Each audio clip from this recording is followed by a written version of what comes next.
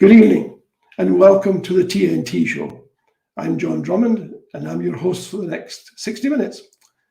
Thanks to you, the TNT Show and Indie Live are growing every week and we're delivering more and more exciting shows. Look out for some of the new shows along the way. Look for the eminent science writer Marcus Chown and his new show. If you want to know the details, go to indielive.net and you'll find most of the information you need there. And as you're doing that, please put some money into the crowdfunder. You'll find all the details on the screen. Well, as I say every week, it's been another great day for British democracy. This week in the House of Lords, a peer looking tired and emotional rose with a question, but was told to, frankly, I could put it no other way, to shut up, as he had slept through the preceding discussion. When he protested, he was told by the chair that she had had to send a doorkeeper to wake him.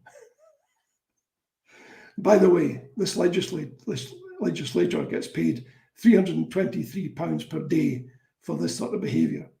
Thanks for joining us this evening. Tonight we are talking to former Green MEP Molly Scott Cato. Molly is presently Professor of Green Economics in the Business School of Roehampton University. And you know something, with climate change, soaring gas and oil prices, there's just so much to talk about. What's happened to COP? Where do things stand? How is the Green Party doing in England and Wales? So many topics to talk about. And please submit your questions. Molly's here for a full hour. And as I said, she'll be taking your questions and it's live. So there's still time to get your questions considered if that's what you want to do. TNT stands for The Nation Talks. So in many respects, this is your show. We're live and we're free. So no license, no problem. Now, to our guest tonight, The Nation Talks to Molly Scott Cato. Thanks for joining us, Molly. How are you?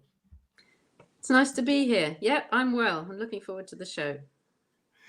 Where are you joining us from today? I'm actually on the campus of the University of Roehampton because I don't live here. So when I come down to teach, I stay over. So that's where I am. Southwest London, leafy Southwest London, not far from Richmond Park. That's right. I used to have a place down in Chiswick. Very nice. Stand on the green. But yeah, lovely part of town. Absolutely lovely part of town. So you've been an MEP. And off air, you mentioned that working with Alan Smith, who's our guest next week, and I shall remember you to him when he's on next week, if you'd like me to do that. Please do, yes. We work closely together because the Scottish Nationalists and the Welsh Nationalists sit in the Green group in the European Parliament, so we were part of the same gang, really. Which brings me to the obvious question. How upset are you about Brexit? Do you know what? It's very emotional for me. I was actually watching a film recently and quite unexpectedly, they popped up in a metro station that I knew very well in Brussels. And I almost burst into tears just seeing Brussels. It's so upsetting for me. I feel it feels very, very personal. Obviously, together with Alan and various other, a whole lot of activists, actually, I fought very hard to try to stop Brexit happening during the campaign, and then we campaigned hard for a people's vote, and we very nearly succeeded. We were within a few votes in the House of Commons, but I think the machinery that was driving Brexit was nothing to do with what was in the best interests of people in this country. And I know, John, you have a lot of constitutional interests, and I think some of the shenanigans that went on around Brexit are an utter disgrace. In the referendum, also the Russian influence, but the way the referendum happened, the complete lack of any sort of control over how that was organised, who was going to vote, David Cameron making things up on the hoof, then even worse with Theresa May and her red lines invented out of nowhere, and then even worse, Boris Johnson.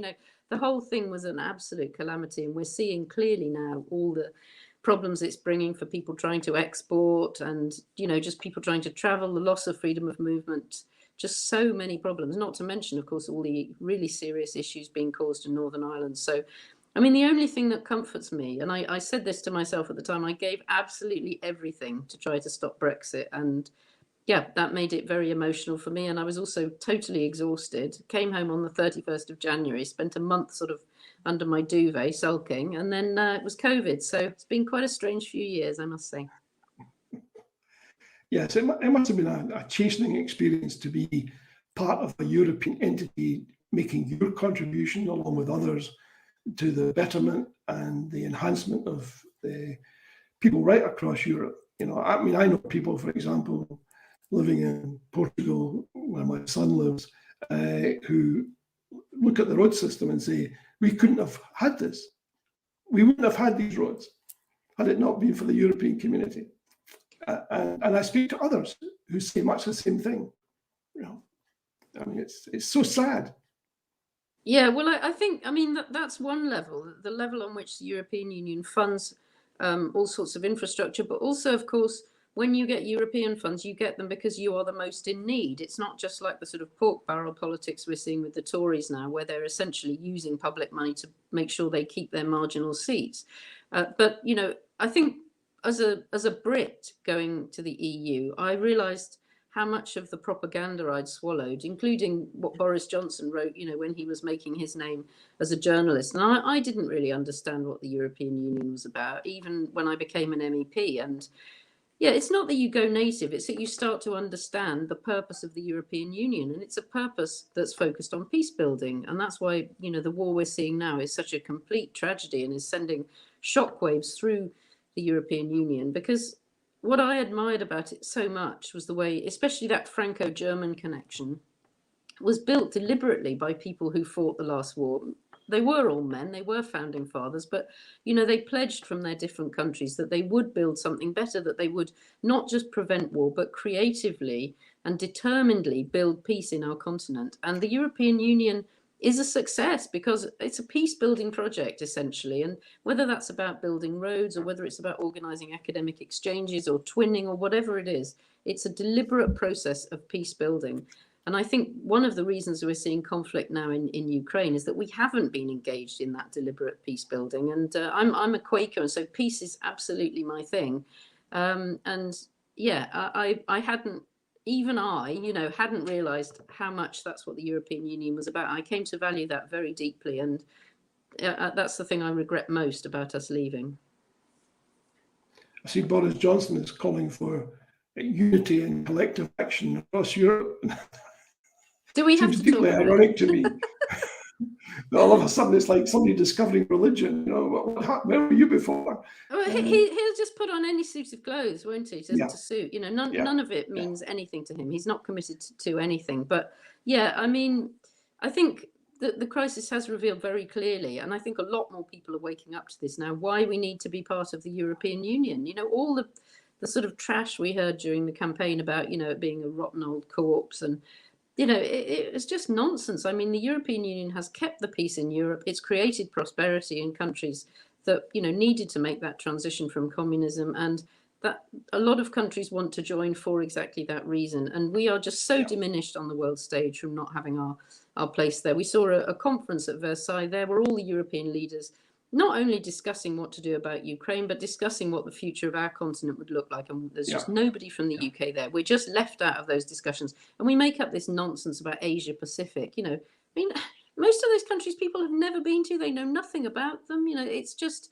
the other side of the world, basically. And people seem to think that because we have a digital world, you can ignore geography. But I think Ukraine makes it very clear that that's not the case. Yeah. I mean, it's interesting. You talk about the sadness when the result came through.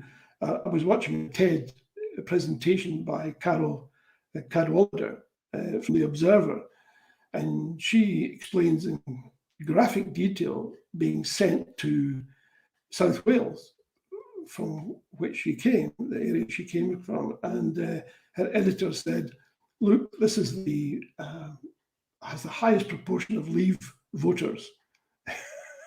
60%, more than 60%. Could you go down there and check it out and find out why? Mm-hmm. And she popped down to Iberville and asked people, what's wrong with the situation in South Wales in terms of the European Union? And they said to her, and I'll paraphrase now, they said things like, well, we need to take back control because they've done nothing for us. And we're about to be flooded with immigrants from Turkey. Those were the three communist responses she got. She then spent a couple of 3 days trying to find an immigrant in Ibvale, and eventually came across a Polish woman who I think had moved there from London. But that was the only immigrant around. So where did people get their information? It came from social media, largely, targeted. And it didn't have to be a mass targeting. You only needed to win by a few percentage votes. So it does seem as if that referendum was stolen, but maybe that's too strong a word. Overly influenced might be a better. I think it wasn't a valid result, and that's why we should have had the people's vote. I worked with Carol on a report on Facebook, and the purpose of that was to investigate. I mean, so many horrors came out of it, quite honestly. But one of the things that was very clear was exactly what you're talking about. Where did people get that information about Turkey joining the European Union?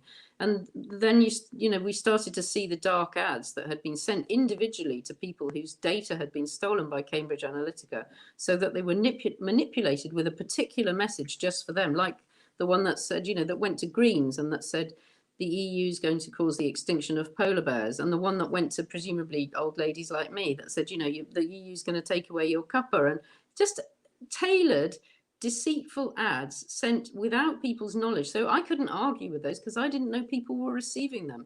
And that's what I mean about there were no sort of parameters or guidelines about how the referendum should have worked. And that was David Cameron's failing, just not understanding what was going on. And meanwhile, the Brexit people, who had a lot of money behind them and a lot of very dodgy influences, they essentially completely manipulated the electorate. So I absolutely don't think it was a valid result. And going back to your point about South Wales, I think it was the mobilisation of grievance, effectively. People were very unhappy because they'd lived with a lot of inequality, mostly under the Tories, but also to some extent under the previous Labour governments, who hadn't bothered to address the depressed regions of England and Wales and Scotland, and also hadn't also just hadn't dealt with the rising inequality. And so people were just they were just disgruntled, and that was all balled up into a nasty little ball and thrown at the European Union. Most of that was nothing to do with the European Union, and indeed, as we discussed earlier,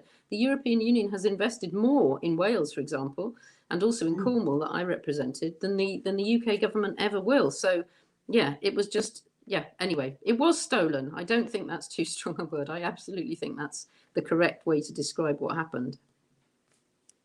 Well, hopefully one day we'll get the food of it in sufficient detail, because I suspect we've now created, certainly listening to Cato, you get this impression, we've now created the norm that elections can be stolen, and that liberal democracy is going to be the victim in all of this. Having tried it out, I think they've probably first tried it out in Scotland with moderate results. I think Trump then picked up the baton and ran with it, and then the Leave campaign really pushed it. Well, and then Trump, right? I mean, Brexit was a dry run for the Trump election. So, they were all working together, and they've worked in other elections in Brazil and Kenya all the time with this divisive kind of this group against that group. That's how they have to, they have to create that extraordinary mobilization of anger and binary division. And so you're left with a society that's incredibly divided and hurt. And that's, again, what we've seen with Brexit. In other countries, it's led to violence, to civic unrest. So it's hugely irresponsible. And we now have seen the Electoral Commission, rather than being empowered to deal with this, it's actually been defanged and, a yes man put in charge. So, I mean, you're right. Liberal democracy is really under threat, not just in Russia, but here in the UK as well. Yeah, I think so. I want to take a question, if I may, from Carol Smith. He's asking, have you outlined an energy strategy for overcoming the current energy crisis? I think by you, it doesn't mean Molly Scott, I guess.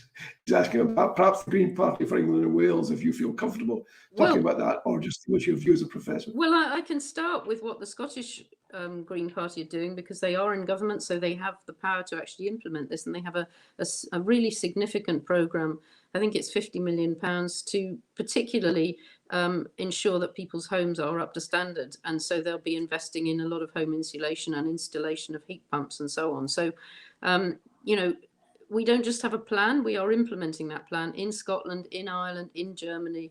And I just wish we were able to do that in England and Wales. And of course, you know, as a Green, I've been arguing for this kind of thing for decades now. It's taken people an incredibly long time to catch up, but I hope that the tragedy we're seeing in Ukraine and we'll learn that our addiction to fossil fuels has made us very dependent, and we just don't need to be in that place, you know. So the first thing we always have to say as Greens, we always say this, it's like, let's start by thinking about the energy we don't have to use, and that's why home insulation is just so important. And also, of course, thinking about our transport systems, so we have people sharing public transport rather than everybody having their individual car. And again, in Scotland, I think the policy is free travel for the under 21. So again, that's encouraging young people to use public transport. So let's start with the energy saving measures, which also, of course, make people's lives cheaper. So in this so-called cost of living crisis, we can make sure that people have lower bills because they just don't need to use that energy. That's always the first step. Most politicians don't like that. It's not a glamorous thing. It's a sort of practical thing. You can't stand in front of every single home that you insulated, you know, like you can stand in front of a nuclear power station or a wind turbine, but it's by far the most important and most urgent thing.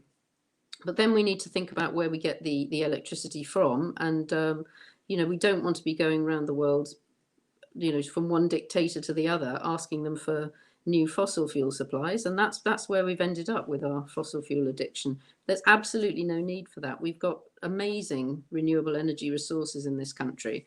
I mean, I live in the West Country, and it's not always a bonus to have that sort of windy weather that comes in off the Atlantic. But now we need energy, renewable energy. It's absolutely a bonus. And, you know, we need to harness the energy from wind and solar energy and also tidal energy and marine energy, which are still really in their infancy.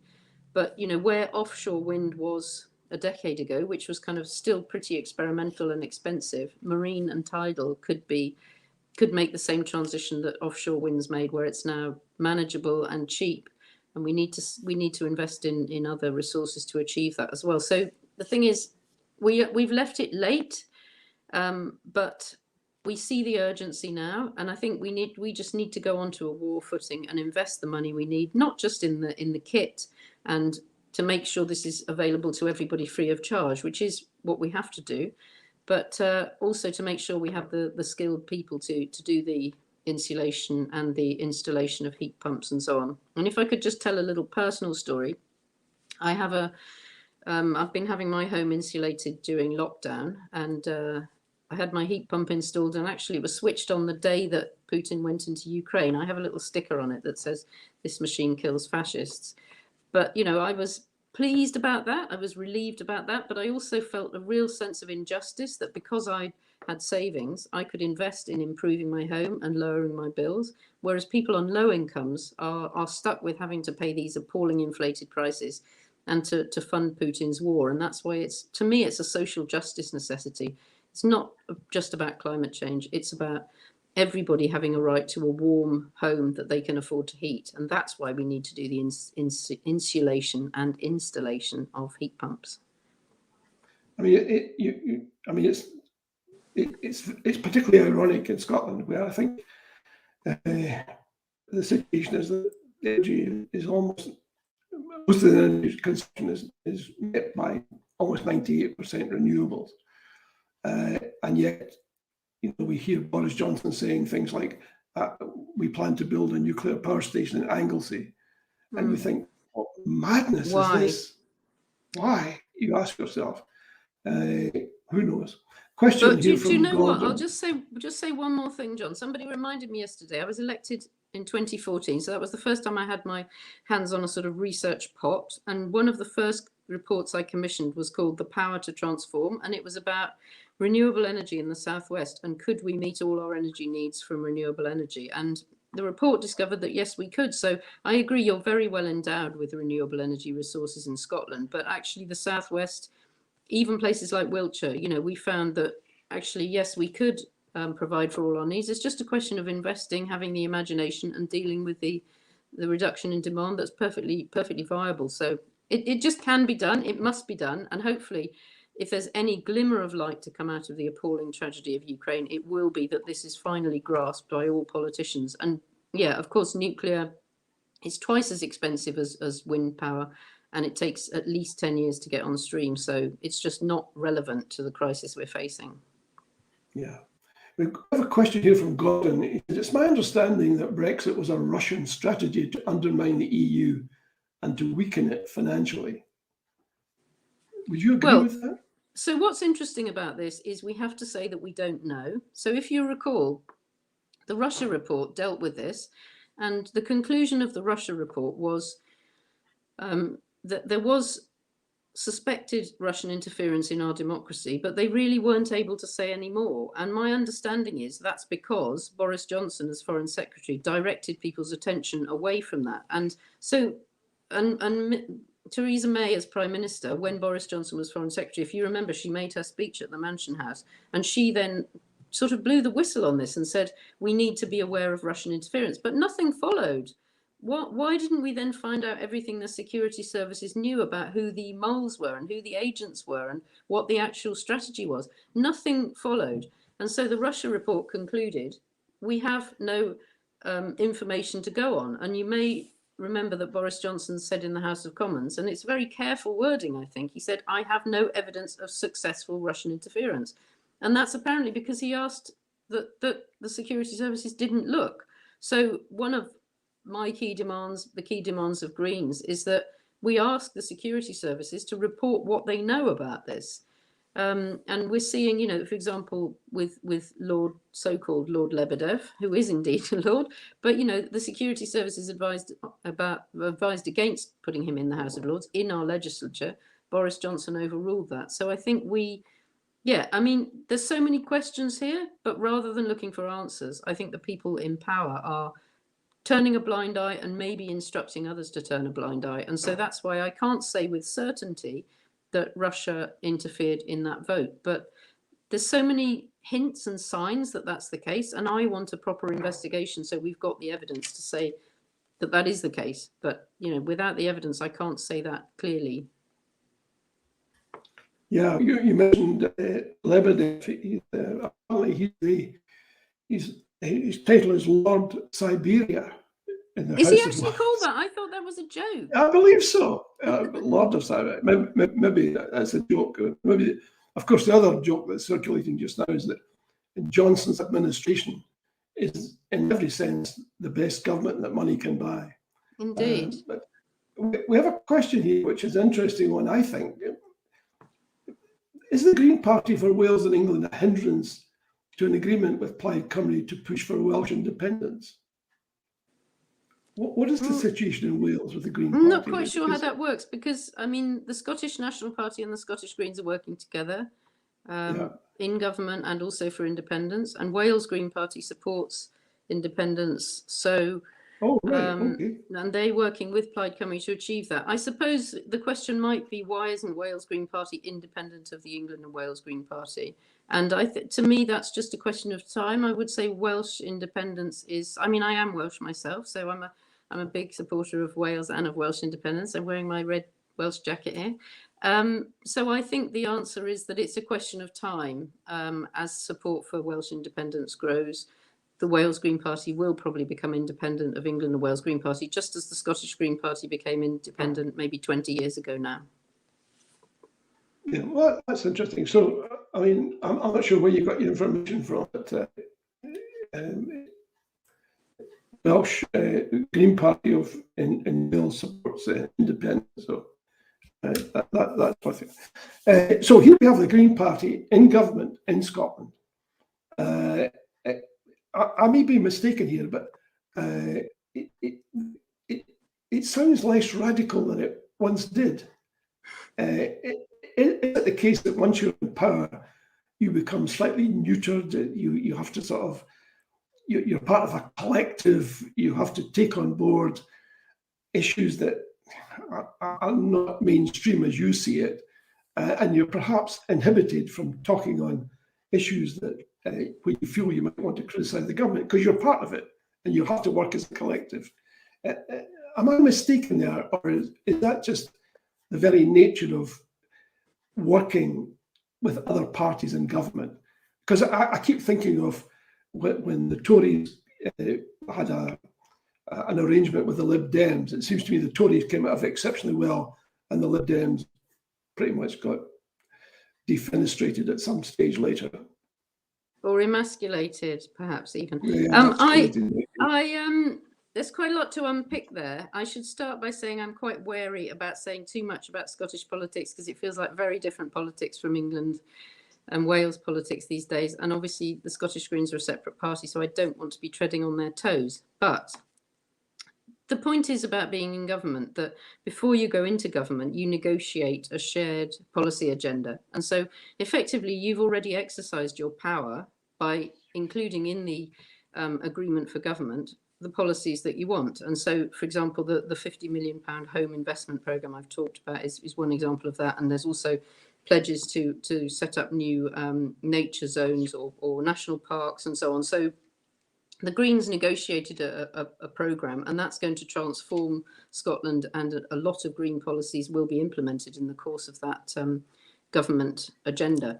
So that's an important achievement, regardless of what else might happen. But the second thing to say is that when the Scottish Greens negotiated, I think they did it very skillfully, so that instead of saying, we will support you in every vote, they agreed with the Scottish National Party areas where they would continue to disagree. And so that again means that they haven't been emasculated, because they can still express themselves freely and openly in areas where there is disagreement. And that's not always the case in coalition agreements. So, some parties negotiate better than others. And the German Greens, for example, have recently gone into government, and I think they've also negotiated skillfully. So they have the Foreign Secretary in Annalena Baerbock, and they also have a super ministry within the Treasury to undertake the green transition. And so they have power within the government, as well as negotiating the overall government programme. So that seems to me a skillful way of negotiating a coalition deal. Now, just coming to the Lib Dems, I think they just seem to be desperate for power, and the Tories really took them for a ride, and I think they negotiated very poorly. So they had a deputy prime minister who didn't really have any power. That was what Nick Clegg did, but what was he really supposed to do? Nobody really knew. And then they had junior ministers in departments where the Tories were the senior ministers and could overrule them. And effectively what the Tories did, I can't remember how many MPs the Lib Dems had at that time, but it was a sizable number. And they lost most of them in my part of the world, which is southwest England, because effectively the Tories just used their role in government to crush the power of the Liberal Democrats and to take away their seats. And so by the time we got to the 2015 election, they came to my part of the world, offered all sorts of sweeties and did skillful manoeuvring, and targeted those seats and won a majority, and then, just discarded the Liberal Democrats. But that was because they negotiated poorly. They shouldn't have entered a coalition unless a proportional electoral system was part of the agreement. Not that we have a referendum on a system which is actually worse than the system we've got at the moment. So what can you say? How well you do as a party coming out of a coalition depends on how well you negotiate going into that coalition. And my observation is the Scottish Green Party have negotiated very skillfully. Change is happening now, but also they are free to speak openly on issues where they don't agree with the SNP. Do you think the Green Party of England will attain a position of power while the first past the post electoral system persists? Well, we've proved that we can win, I'm going to say seats, but obviously it is only still one seat under first past the post. And so that's not impossible. We've proved that. But, when the next election comes in 2023, we definitely need to have more seats. We need more seats at Westminster, and that is an absolute priority for the England and Wales Green Party right now. And obviously we're working hard to achieve more MPs after 2023. But as you point out, the electoral system is completely absurd. we're polling about 8% at the moment, so that means we need getting on for 50 MPs if we had anything like a fair system. I think I might get these numbers slightly wrong, but it was about 30,000 votes to get a Scottish National MP and 800,000 to get a Green MP, something like that. It's just like, what can you say? in order to be a democracy, all votes must count equally. You have to have free and fair elections. We don't have free and fair elections. On that basis, I don't think we are a democracy. And I'm part of what we call the Campaign for Real Democracy, which means my vote gets to elect an MP. I don't consider that an outrageous suggestion. So, yeah, I mean, I think we need to campaign very strongly for a proportional system. You can see the difference in politics between Scotland and the UK, the Westminster system, where democracy is moribund. You have two parties, both of which are not serving the public well. People choose between bad and worse every time an election comes around. Why? Because there's no competition, because people just bring out that sort of scare story around tactical voting, and it just turns into a horse race between the blue horse and the red horse. People don't have a chance to actually think about what they want. The first question people ask when an election's coming is not which is the best party, but who can win. And this is denigrating the principle of democracy, but it's also denigrating the quality of our politicians. So it's not just because I want more Green MPs, although I do. I just want a flourishing democracy, and I can see how much better democracy works in Scotland than it works, in London or across the UK, based on this absurd first past the post system that we all suffer with. I mean, no system is perfect. Under the proportional system in Scotland, there are a number of MSPs whom the electorate they didn't particularly rate, but because of the proportional system, they have seats in the Scottish Parliament, where a lot of them spend a lot of their time just bitching and complaining about local issues. Maybe a reform of local government would help, but having said that, no system is perfect. If you go for a proportional system, it does mean that there will be people in your legislature who are, frankly, maybe miles short of the required standard. It's just the nature of the beast. You have. It seems to me if you're going for a proportional system, it has to be proportional, and therefore, invariably, parties will present people to the electorate who may not be the creme de la creme, and you just have to live with that. I know a lot of people in Scotland, and I suspect a lot of people watching tonight will be saying, "Oh, but some of these folks are just awful." Well, maybe so. Who cares? I mean, but I mean, some people think everybody's awful. Other people might like those people, but I don't think that's the real point. Anyway, I think the point is to compare how many awful MPs there are at Westminster with how many awful MSPs there are, and I'm sort of betting that there are more awful MPs proportionate to the size of the Assembly than there are in Scotland. Yeah, there's no question about that. I think we would probably agree with that. Let's talk about green policies for a second, if I may. What particular green policies are you particularly enthusiastic about? For example, if the Green Party of England and Wales was in power tomorrow or was in a coalition, what would you particularly want to see done? So I've got 3 policies that I like, and since I'm the economics and finance speaker for the party, you won't be surprised to hear that they're all in the sphere of economics. And I actually became an economist because I started out thinking about why the way we live is trashing the environment, and it seemed to me clear that most of the problems originated in the way our economy was organized. And so completely transforming the way our economy works is fundamental to me, I think, not just because of justice, but also because it's the root cause of the environmental crisis that we're suffering. So I've got 3 policies, and I think they're the crown jewels of our economic policy. The first one is universal basic income, and that's because it would end wage slavery. It would take us away from this sense of having to work or else we starve. It would really enable us to share in the country's wealth. It would sort of reinforce that principle that actually the wealth of a nation is commonwealth and we should have our fair share in it. And so to me, that's completely transformative psychologically, but also in terms of our relation to the labour market. So that's my number 1. Now, my second one is land value tax. And it's sort of related in a way because, again, it's thinking about the land, and that includes obviously our energy resources and all the resources that the land contains. And I believe those should also be considered common ownership. So I know this is a sort of popular policy in Scotland that you shouldn't have private land ownership. Perhaps people don't go as far as that, but I think you should be able to be the steward of land, but I don't think land should be able to be privately owned. And to reflect that fact, we should charge a tax on people who do own land. And that's the principle of land value tax. Land is the most valuable resource in any economy, and it should therefore be not owned, not publicly owned, not nationalised, but owned in common and held in trust. And people who have the privilege of having the use of that land should pay a tax to the common, for the common good, and that indeed will partly fund the universal basic income.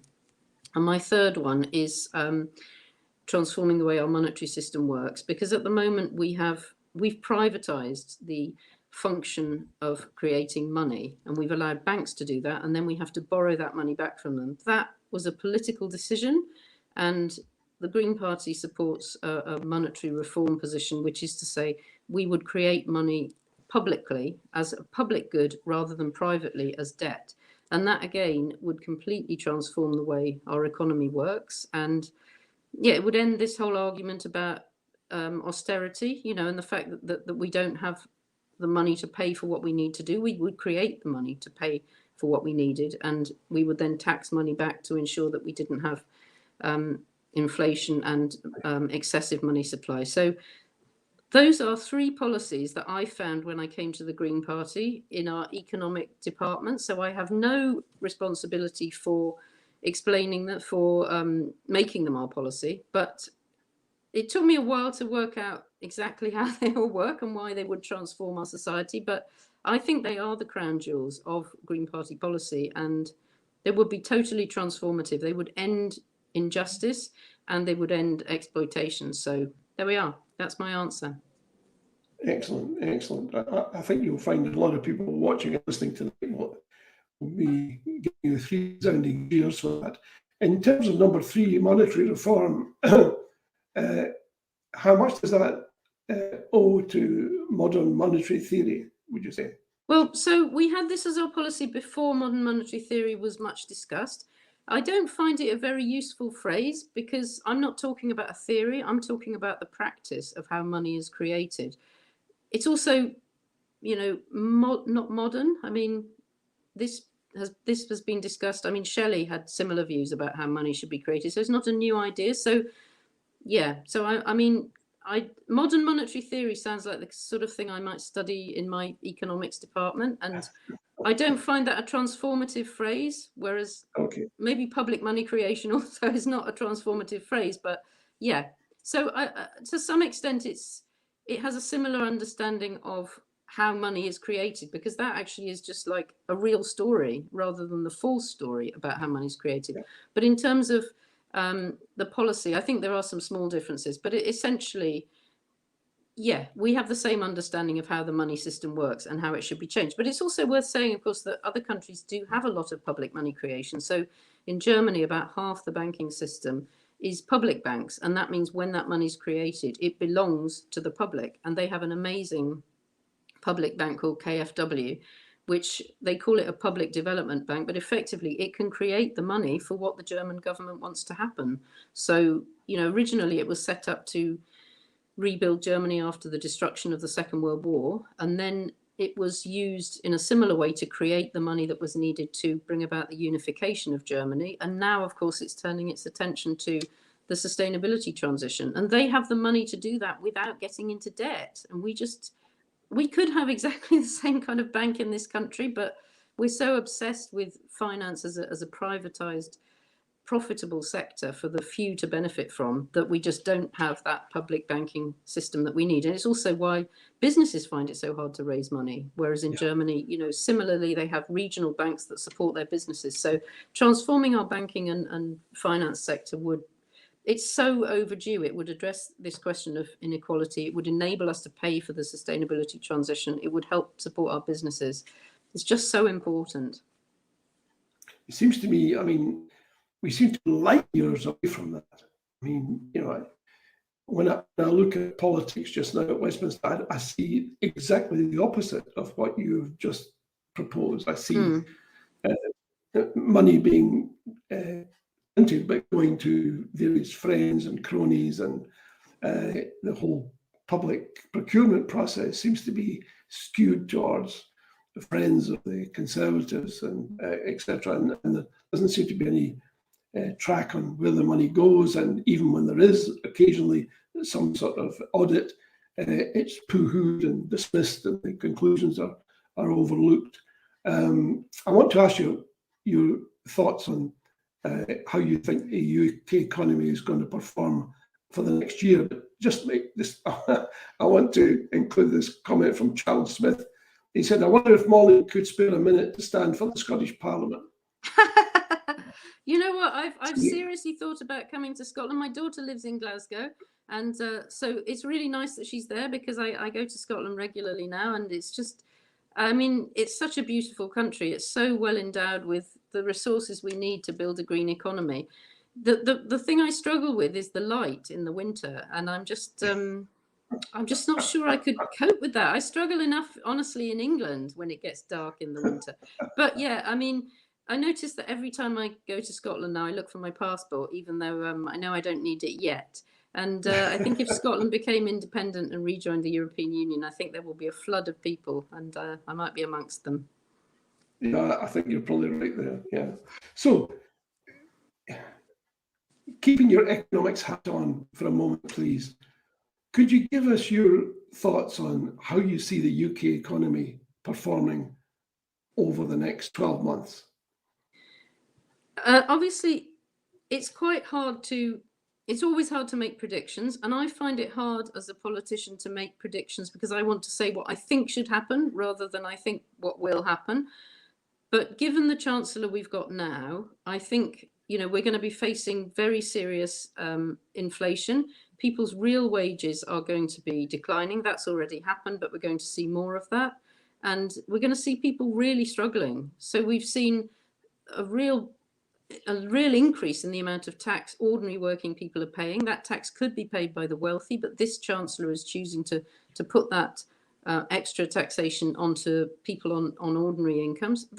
That's going to mean that people are really struggling to pay their bills, but it's also going to mean that it's sort of building in a depression into the economy, because if you don't enable, so people who are richer obviously save more and spend more on goods that don't create jobs as much, and people who are at the lower end of the income scale, when they have money, they're likely to spend it, and that keeps, you know, it's all about the circulation of money, the success of an economy. So it's very short-sighted to do that if you want to have a successful economy. So effectively, by taking money away from people on lower incomes, the Chancellor is building in a recession, and what he should be doing is investing in that sustainability transition, in the home retrofit, in the installation of heat pumps, and making sure they're actually made in this country as well.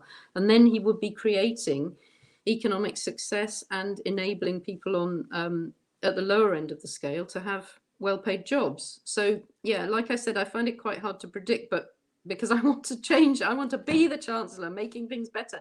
But this Chancellor is very much in hot to the finance sector.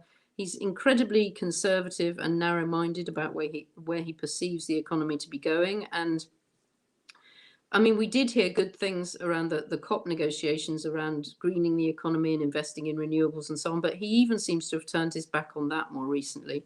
So yeah, I think we're heading for rough times, actually. High inflation, growth has more or less disappeared. You know, growth isn't an important target for a green economist, but we've seen not just a lack of growth, but serious stagnation and no serious regional policy. So rather than having a regional industrial policy, we're just sort of seeing money handed out to cronies, as you said, in marginal seats. And yeah, and this so-called levelling up agenda, which has no real thinking behind it at all. It's just another bunch of sloganeering. So yeah, I think they're quite worrying times, actually. Yeah, I think most of the indicators are against the Chancellor. He doesn't really, in his world, you have to put up tax before you could spend anything. He's put up tax as much as he can, and he's doing nothing that will encourage flourishing of the economy. I mean, it is very sad in so many respects. And you're right. It seems to me that people with the least are going to find life increasingly problematic looking at it, because I mean, for all I know, we could end up with stagflation of some sort, where the economy is stagnant, but at the same time prices are rising, and that greatly penalises people who have a shop they must make every week to support their family. We've had lots of stories this winter about people having to choose between eating and heating. We're not a third world country. That shouldn't be a question for anyone. No, Nobody but you can see the huge inflation in the huge increase in the wealth of the wealthiest during COVID and since COVID. And rather than taxing that and sharing it, the Chancellor's just letting that go. So we've seen high and rising inequality since the Labour governments, who traditionally Labour governments have made it their business to ensure that the inequality is reined in. They've considered that part of their responsibility as a party. But under Tony Blair, they stopped doing that. And you may recall Peter Mandelson saying we're intensely relaxed about the super rich, and that was the sort of imprimatur of those Labour governments. So people didn't see the lower incomes rise. They just saw higher incomes rise out of control, even before we had this load of Conservatives with their austerity policies. So inequality has been rising and increasingly accelerating for decades now. And that's inequality in terms of wages, because obviously public sector wages are depressed, and then private sector wages are also suppressed, and also in terms of asset wealth. So yeah, we're living in an extremely unequal society, and it's not difficult to deal with that. You can deal with that through the tax system and through the benefit system, but successive governments have chosen not to do that. Do you think the housing boom will burst? Say that again? Do you think the housing boom that's presently underway will come to an end? Do you know how often people ask me that question? I've got two kids. One of them's thinking of buying a house and one of them's thinking of selling a flat. So I wish I knew the answer to that question. I think COVID does seem to have had quite an important impact here, in that people are thinking about what their home means to them in a different way, because they've spent more time at home and they realize they don't have a garden, or they need an office, whatever, but also thinking about where they live in a different way. And so the place I live in, which is Stroud in Gloucestershire, prices have risen almost more than anywhere else in the country, and I think that's a pattern that will continue. So if I can hedge my bets, I would say nice leafy rural areas, prices will rise. Urban areas, I think prices may not fall, maybe fall, but certainly not rise. Does that answer your question, or am I hedging my bets too much? You sound a wee bit hedgy there. My logic was pretty straightforward, which is that inflation takes off and the banks are notoriously fickle, and as interest rates rise, as they're predicted to do, people who have mortgages might find it unsustainable to pay that mortgage. If they do, they may end up reluctantly dumping the property on the market, and you get the inevitable result of an increased supply versus perhaps a diminishing demand. And it seems to me you've got the ingredients there for problems in the housing market, upon which so many people depend.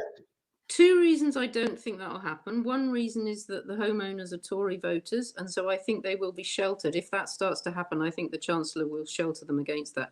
But the other thing is, so much property now is owned as an investment by an absentee landlord or as a pension pot. So those people, as long as they can still make money from rent, they won't dump their property. So yeah, I mean, you may be right, but I think we're not living in the world where homeowners struggle to pay their mortgage on the one house that they own that's also their home. Unfortunately, property has now become an asset class, really. Homes have become an asset class. And obviously, I think I would be quite sympathetic towards the sort of scenario you're suggesting, if it meant that homes became available for people who currently can't afford them. But unfortunately, I'm not sure that would happen. Yeah.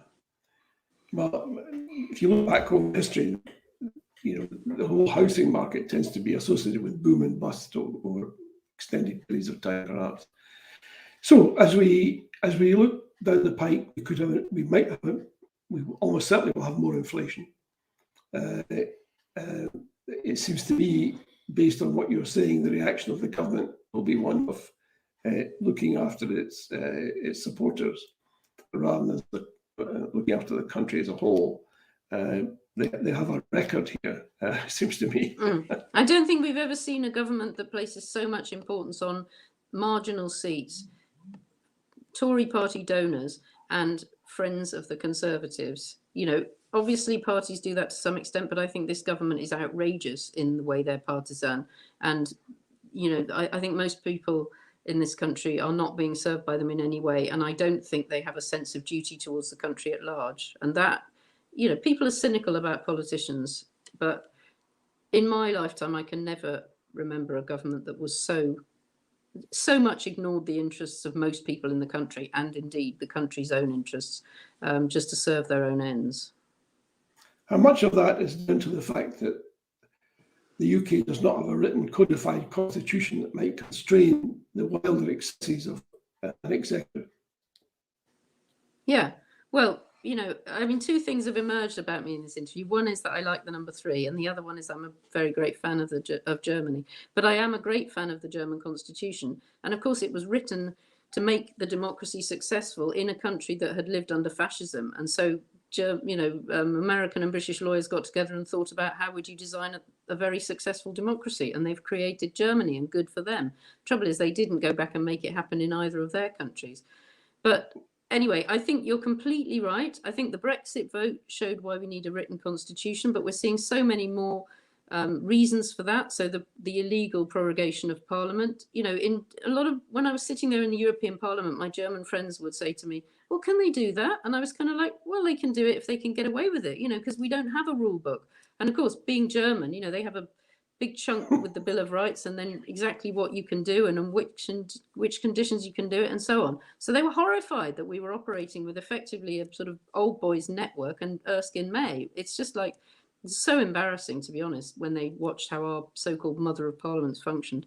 So yes, I'm a very keen supporter of a written constitution, but I'm also going to chuck in my 2 and 3, and my second one is complete revision to the House of Lords. I do believe it's important to have a second chamber, but it has to be a democratic second chamber. The reason I think a second chamber is important is because sometimes, for various reasons, the first chamber, the primary legislative chamber, sort of loses its head. And I think that did happen with Brexit.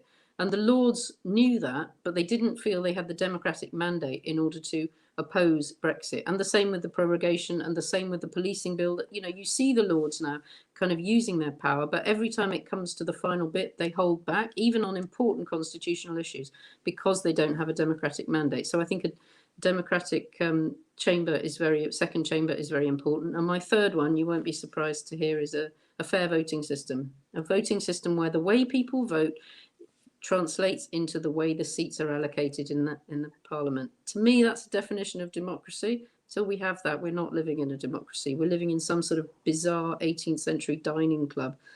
You know, you mentioned the guy who fell asleep in the Lords.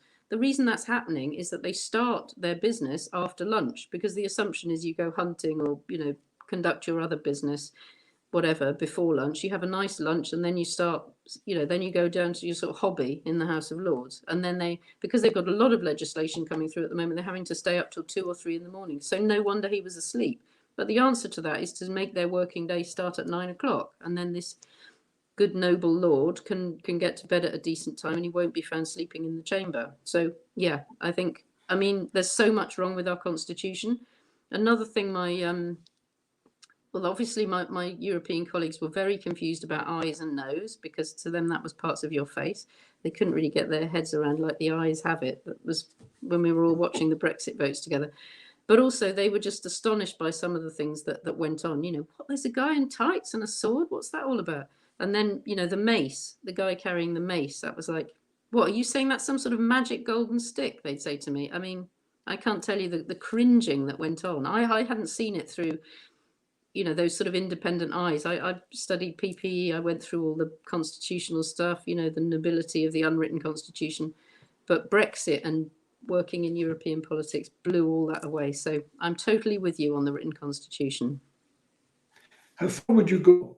You talked about reform of the House of Lords, and I think I'm writing in the Sunday National this week, and I'm saying that we do need a second chamber, it seems to me.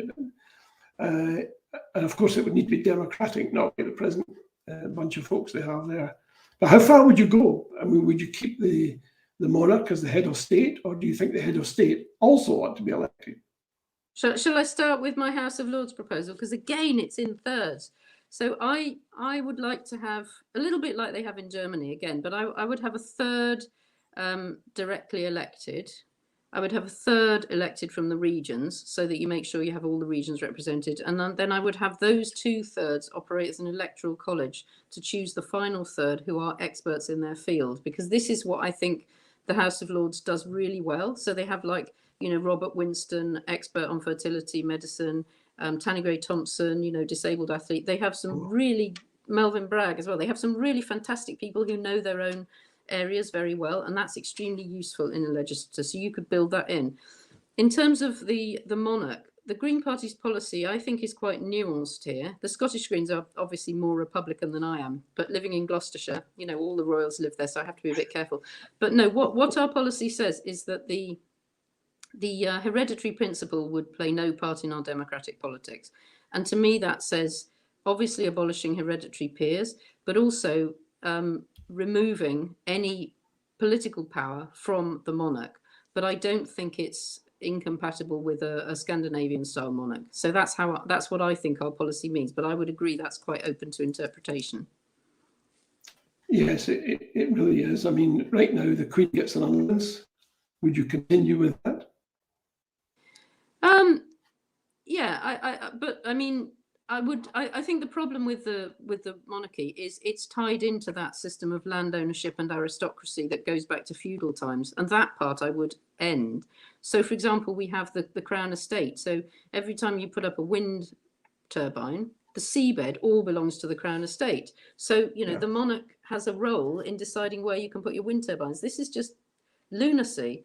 And actually, the Crown Estate doesn't mean the Queen gets all the money, but she gets a fair chunk of the money. And yeah, so anything that's, you know, the sort of aristocratic principle of land ownership relating to power, that has to go. And the hereditary principle of power relating to, you know, being inherited. These are completely outmoded concepts. But I mean, I'm not a fan of electing a head of state, because I can imagine, like President Blair or somebody, you know, you could imagine some really bad directions that might go. And I think what I have a lot of regard for the Queen, mainly because of her extraordinary duty and her long service. A lot of people say, wouldn't it be great to be the Queen? But it absolutely wouldn't. And so I would like, I think what we can see from the Queen now is that she's a stable force running through our democracy. And how would you replace that with a head of state? I mean, some countries have done that very successfully. Like Ireland has had some really good presidents. But yeah, I'm not so sure. Well, some people would say your head of state in Scotland? Do you want to elect your head of state in Scotland? What's your view? Personally, you do need a head of state. You need somebody who looks after the nuts and bolts of ceremony and stuff like that. Right? But you, in my view, you don't need a monarch to do that. You know, it seems to me an elected person could do that. I agree. I take your point. There have been some very, very bizarre heads of state. But I do look at Ireland and I see, for whatever reason, it's worked out terribly well there. So, you know, you know, some places it works, some places it doesn't. But for me, you're either a Democrat or you're not. But I can see a value in having somebody around to you know, to bring in a bit of tourism and stuff like that. But I don't feel, it's not something I feel terribly strongly about, except I feel strongly about democracy. We've almost run out of time, Molly. If you could stick around for a few seconds afterwards, I'd be very grateful. I just want to make a few concluding remarks, if I may. And essentially, it's first and foremost, obviously, to thank Molly tonight. And a big thank you to all of you for watching. I hope you've enjoyed the show. And we have more guests coming up in the future shows. You'll find the details on India Live. And next week we're back with Alan Smith, as we discussed earlier. This is a rearranged interview after I had to cancel the one that we had before with Alan. Look out for my column in the Sunday National, the 7-day supplement. And you may have learned today that a Commons committee has slammed a planned festival of Brexit as a waste of £120 million. Thanks again. Good night. Join us next Wednesday, please. To all of you, take care, stay safe, look after yourselves. Good night. See you next week.